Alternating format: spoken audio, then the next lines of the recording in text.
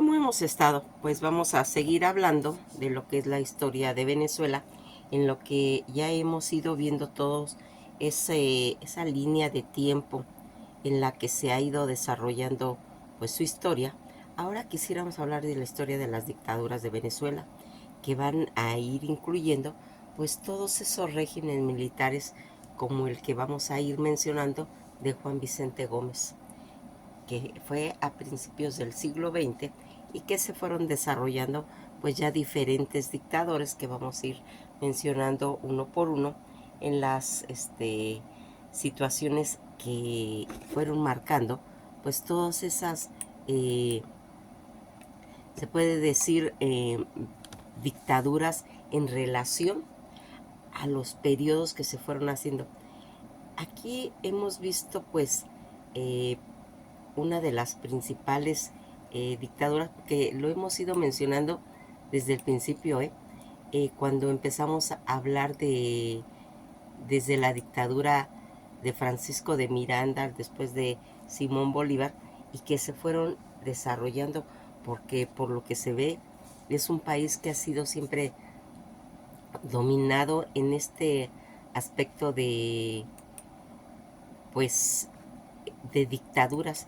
Uno de los mayores dictadores de Venezuela, Juan Vicente Gómez Chacón, Hacienda de la Mulera, Táchira, va a nacer el día 24 de julio de 1957 y Maracay, Araguay, el 17 de diciembre, pero ya de 1935 va a morir.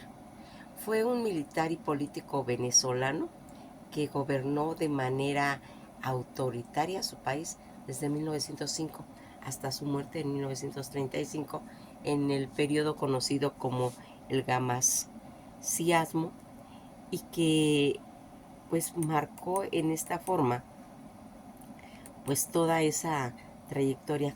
Juan Vicente Gómez Chacón, que va a gobernar pues de manera autoritaria su país desde 1908 hasta su muerte, fue vicepresidente durante la dictadura de Cipriano Castro.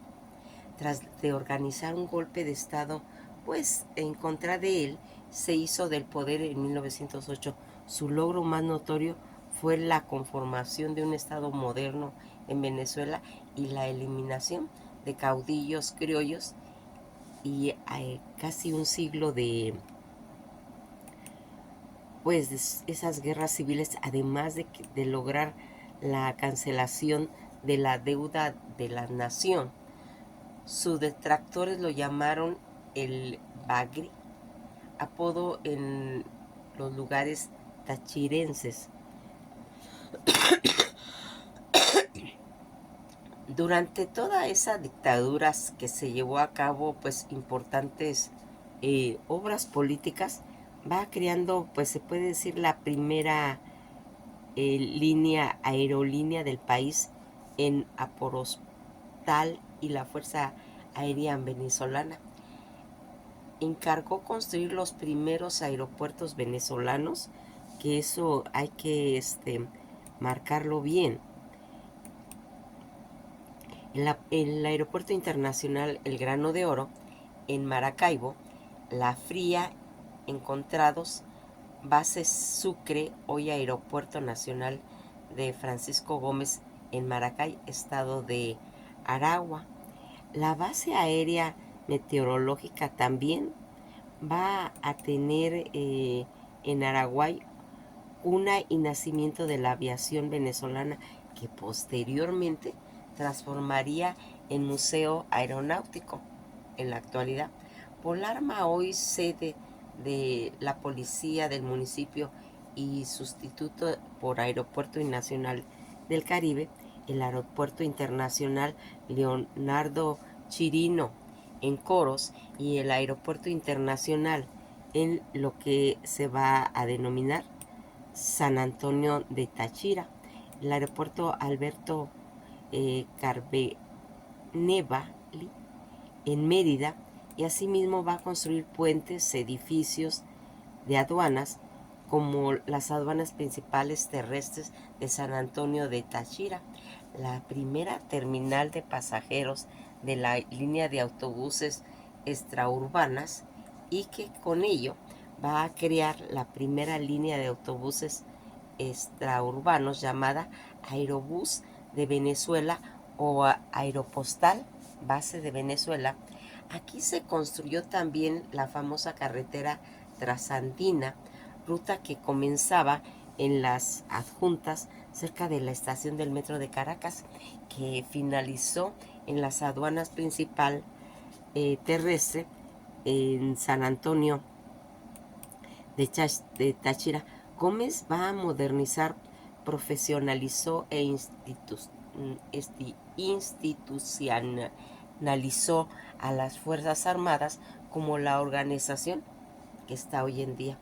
Ese gobierno siempre pretendió mantener, pues, en cierta forma, una fachada constitucional y democrática, valiéndose de cortas presidencias como títeres como la de Victoriano Márquez Bustillo y la de Juan Bautista Pérez, y de las sucesivas encomiendas a las construcciones que permitían pues quedarse en el poder directamente o indirectamente en controlar la administración en el país que manejaría pues a su voluntad.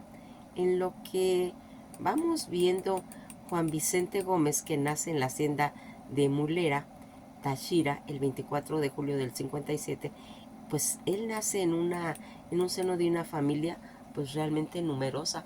Sus padres fueron Pedro Cornelio Gómez y Hermenegilda Chacón Alarcón. En lo que va haciéndose todo lo que es su carrera militar, que empezó en 1880, conoció al que sería su gran compañero de armas y amigo, el coronel Cipriano Castro. Junto con este Juan Vicente Gómez, en cierta forma se formó como militar en tres importantes campañas, en la que la primera de ellas ocurrió en el contexto de la llamada Revolución Legalista, que sería en 1892. Encabezado por Joaquín Crespo en contra del presidente Raimundo Andueza Palacios, durante la cual Gómez, se puede decir, ingresó en el Estado Mayor del Ejército de Castro con el grado de coronel y encargado de todo lo que sería la logística en relación a la lucha contra la revolución, y con el triunfo de estos, ambos fueron pues exiliados a Colombia. Ya siendo vicepresidente de Venezuela, que sería desde 1899 hasta 1908, en 1899 Juan Vicente Castro siguió a Castro en calidad de general y segundo jefe expedicionario en su fructífera intento por tomar la plaza de Caracas bajo la bandera de la Revolución Liberal Restauradora. Todo este, se puede decir, trayecto iniciado en Táchira va a atravesar Mérida, Trujillo, Lara, Yarancuay y Carabobo, que culminaría el día 22 de octubre en lo que era la ciudad capital. A Gómez le tocó ejercer en cierta forma el entonces pues varios cargos de índole militar y administrativa, tanto en Caracas como en Táchira, hasta que la Asamblea Constituyente propuso, se puede decir, un nuevo gobierno restaurador, lo que lo nombró en febrero de 1901 como segundo vicepresidente de la República, siendo Cipriano Castro nombrado presidente y Ramón Ayala primer vicepresidente.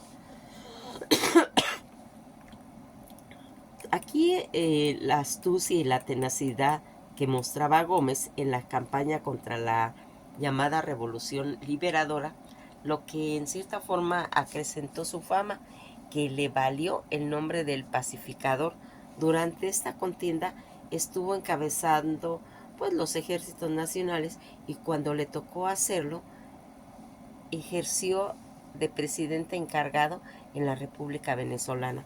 Pero el triunfo militar hizo a Gómez tan popular que Castro empezó a temer que intentara derrocarlo.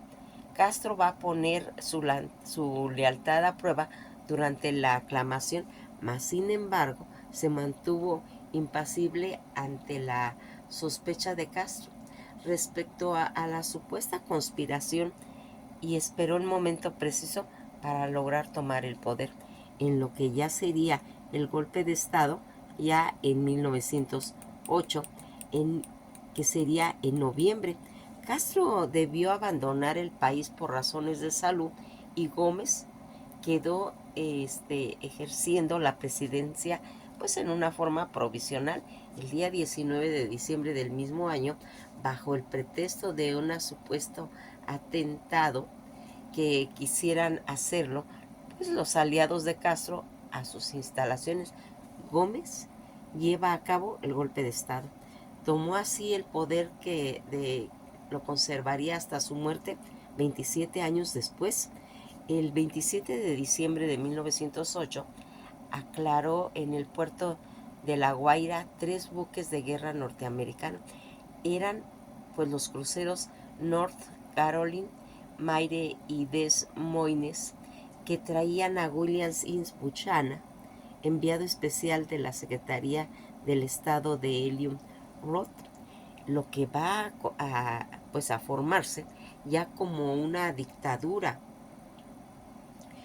desde 1908 hasta 1935, en la que el primer mandato, que va a ser de 1908 a 1913, inicialmente Gómez emprende su mandato concediendo pues libertad a los presos políticos y al restablecimiento de la libertad de prensa, mas sin embargo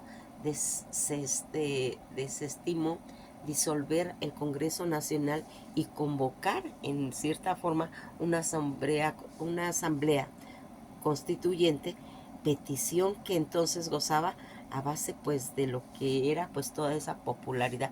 Mas no obstante, el historiador Elías Pino Iturrieta sostiene que en realidad, y a pesar de esta aparente fachada de libertades que Gómez promovía, existía casos tempranos de represión a la prensa y en ciertos sectores políticos, pero si admite que a partir de 1913 la represión se exacerbó, años en que Gómez decidió pues mantenerse en lo que sería pues ya el poder.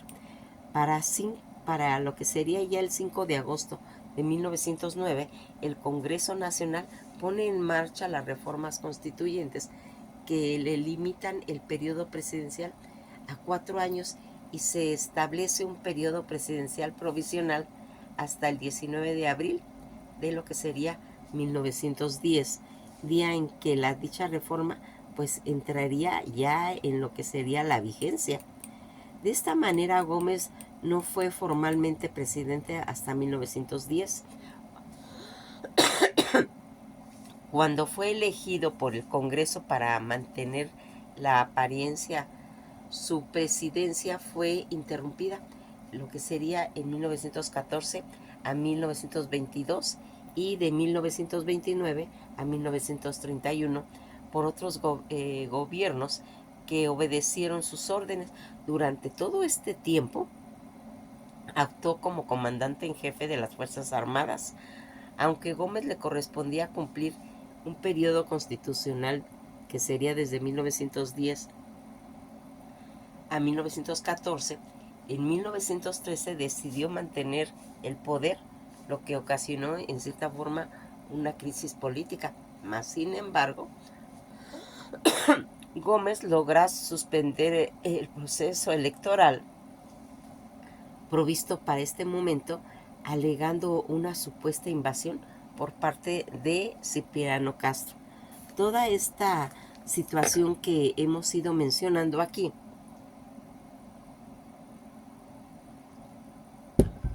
en 1914 Gómez logró continuismo mediante pues las formas en la que la Constitución, en la que se establecía que un presidencialismo en dos figuras, uno presidente electo y comandante en jefe del ejército, Juan Vicente Gómez, y un presidente provisional con funciones administrativas, que sería Victoriano Márquez Bustillo. La Carta Magna también indicaba que tenía que haber un periodo presidencial de 7 años que permitía la reelección del primer magistrado supremo del Congreso del Gobierno y aumentaba la duración de las que estaban en las penas.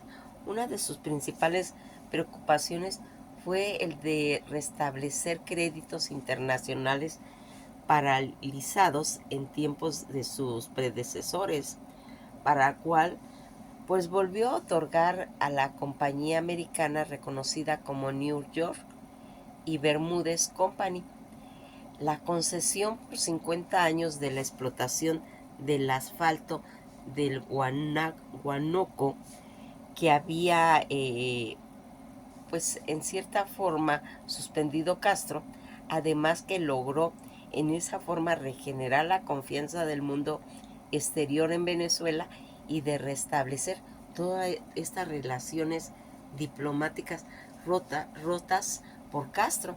Esta actitud benevolente de Gómez hacia las inversiones extranjeras perseguía en cierta forma aumentar los ingresos pues fiscales, hacerle en cierta forma frente a las obligaciones contraídas por los gobiernos anteriores. Conociendo todo este potencial petrolero que tenía Venezuela, el régimen gomecista, que se definió en cierta forma como un marco legal por medio de la cual se entregó pues gran parte del territorio nacional en concesión, de acuerdo pues con todos los intereses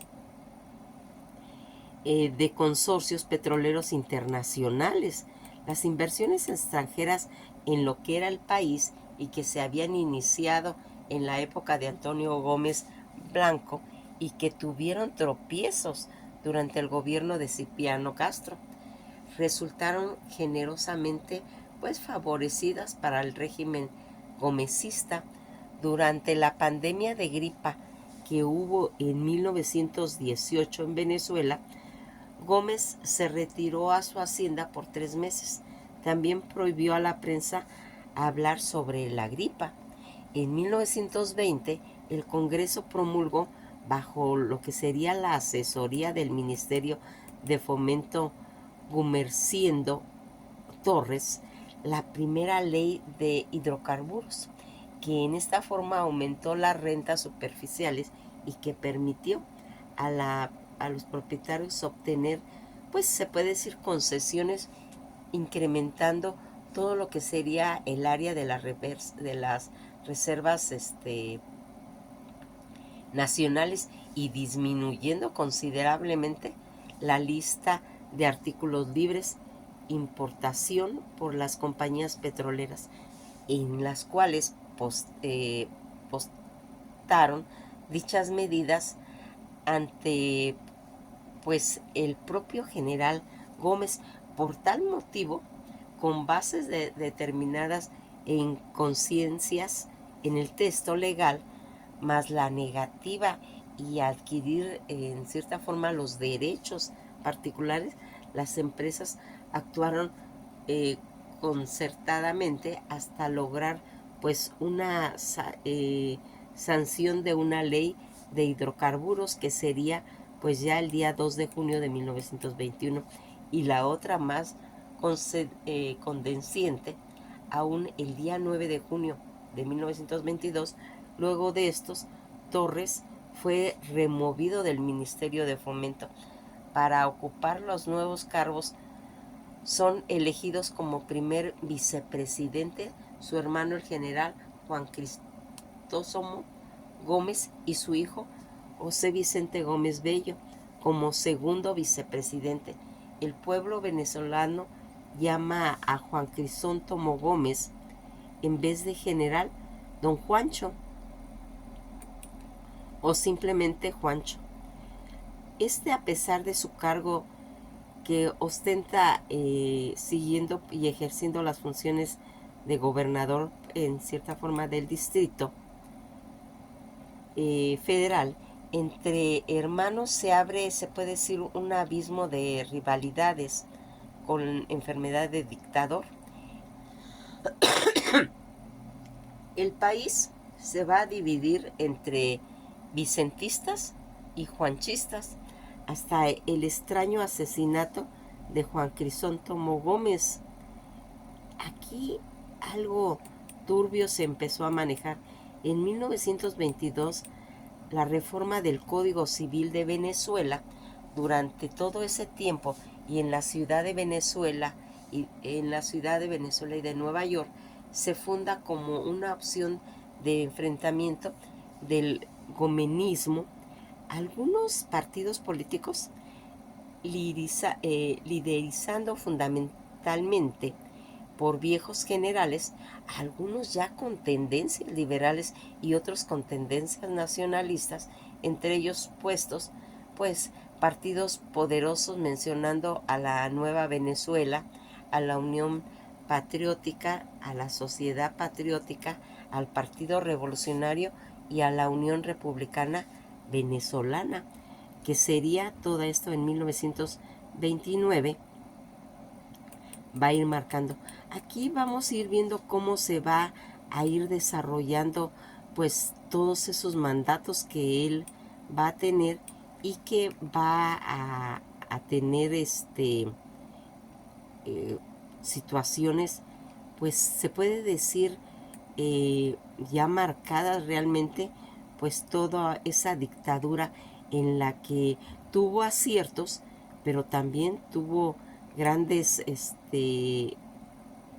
pues se puede decir cosas no muy claras, y que algunos están a favor, pero otros están en contra, mencionando cuál realmente son las funciones de estas dictaduras en las que pues se han ido viendo cómo Juan Vicente Gómez, ese dictador venezolano, que fue realmente pues un personaje muy complejo, tuvo más de 70 hijos, fíjense nada más.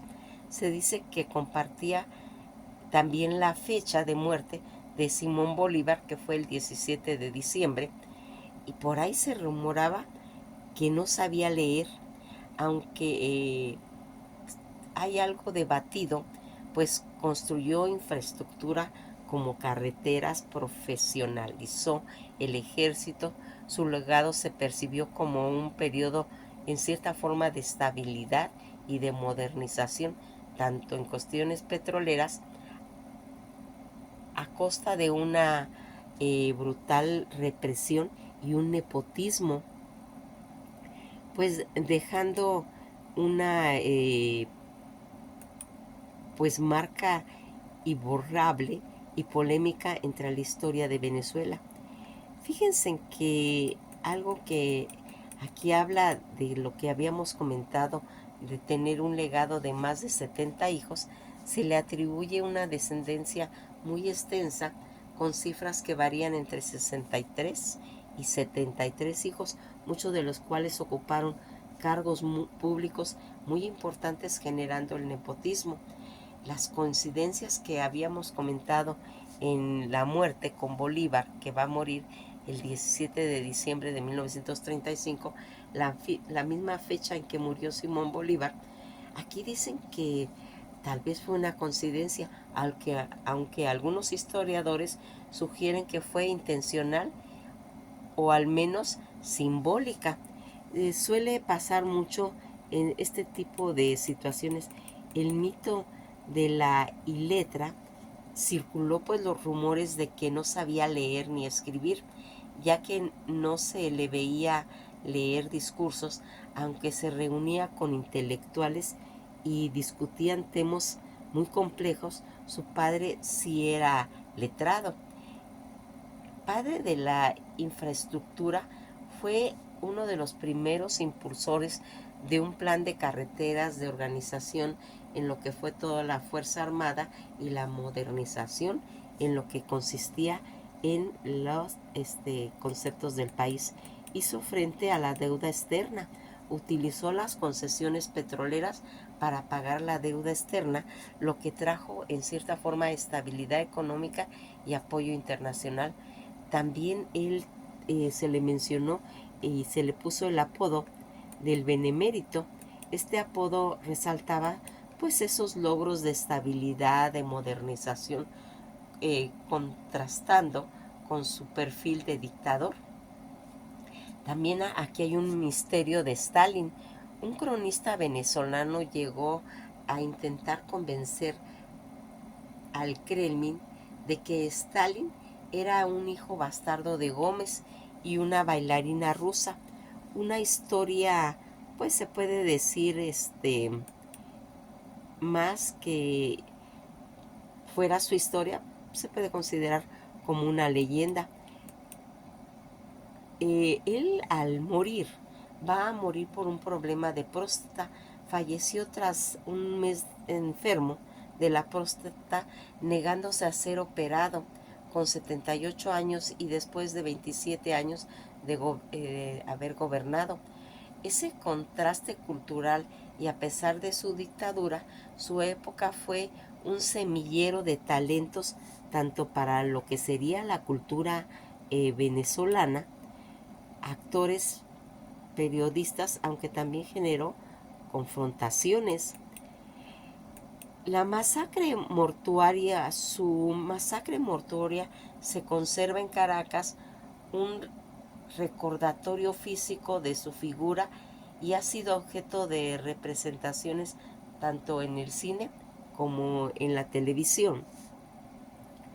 Pues para hacer toda esta situación, eh, todo lo que hemos ido mencionando a través de cómo es el pues trayecto de de estos dictadores que logró más fue una forma notoria, fue esa confrontación del Estado moderno de Venezuela, la eliminación de los caudillos y criollos y casi un siglo de guerras civiles. Logró la cancelación, como ya habíamos comentado, de la deuda nacional. Sus detractores lo llaman el Bagre, apodo de los lugareños tachirenses. También va a crear, como habíamos comentado, todo lo que fueron las primeras líneas aéreas. Gómez modernizó, profesionalizó e institucionalizó a las Fuerzas Armadas y a las organizaciones hasta hoy en día. Su gobierno siempre pretendía mantener una fachada constitucionalista y democrática, valiéndose de cartas presidenciales títeres como la de Victoriano Márquez Bustillo y Juan Bautista Pérez, de sus sucesivas enmiendas a la Constitución que le permitían quedarse en el poder directamente o indirectamente y en controlar la administración del poder a su antojo. Juan Vicente Gómez nació de la familia numerosa de sus padres que en cierta forma le dieron esa estabilidad. Gómez se formó como militar en 3 importantes campañas. Las primeras de ellas ocurrieron con todo el contexto de la llamada Revolución Legalista de 1892, encabezada por Joaquín Crespo. Toda esta situación en la que pues a veces nos deja una sensación de pues de haber sido una persona que pues hizo cosas muy relevantes que al cabo de lo que se ha ido mencionando, pues la cosa más relevante que sería fue haber hecho las primeras líneas del país, Aeropostal y la Fuerza Aérea Venezolana, en la que marcó pues esa importante situación y que va a ir marcando. Fíjense que aquí también lo que en 1829 el ejemplo de justicia social y la lucha contra el racismo y el clasismo que marcaría toda esta situación que hemos ido viendo, que va a ir marcando pues todas esas leyendas acerca de estos personajes que van haciendo historia y que a través de su trabajo, de su proyección, vamos viendo que aportó cosas pues muy favorables. Primeramente, el haber pagado la deuda externa con cuestiones petroleras. De eso es algo muy importante porque ustedes saben que cuando un país está libre de deudas, automáticamente tiene un crecimiento y esta situación pues la va a lograr él. Pues nos vamos a quedar hasta aquí. Tenemos que ir mencionando porque hay dictadores muy importantes en Venezuela que vamos a ir desglosando, que inclusive hasta la actualidad se sigue ejerciendo esta situación. Que pasen un día muy agradable y esto ha sido todo por hoy.